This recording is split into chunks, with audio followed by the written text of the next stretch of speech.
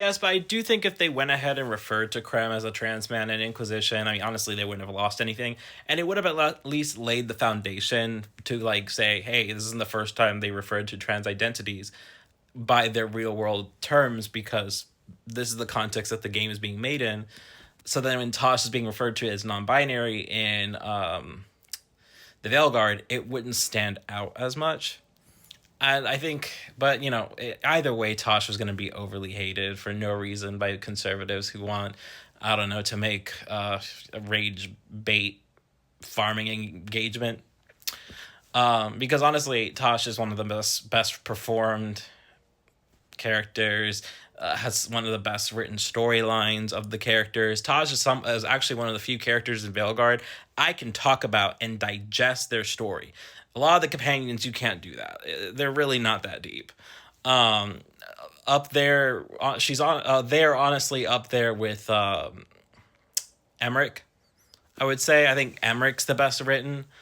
Um, but yeah, I know some people like have concerns about the culture thing, and I get it. I do think the either or choices at points were a little odd, but Tosh, I think is really the dialogue notes telling you what you're gonna do if you make Tosh choose a certain dialogue or if you choose a certain dialogue when talking to Tosh. I think that's a mistake. They shouldn't have done that. They should have just made it so that when you choose a certain dialogue, you can see how Tosh is going to react and how they are going to change their behaviors and interact with their mother.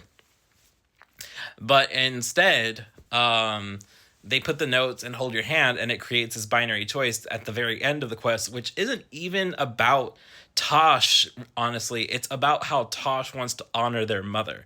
Like, do they want to be like Chthon and retain the Qunari ways and honor her that way? Or do you want to be more Ravani and honor your mother by living the free life that she wanted? But instead, they put the notes, they dressed it up, they held your hand, and it creates that really weirdness. Because I feel like the dialogue that Trick Weeks wrote, it wasn't super like, you have to be this or that, Tosh. It was more about, how do you want to honor your mom? And that was it. That's how it should have been, and just left it there.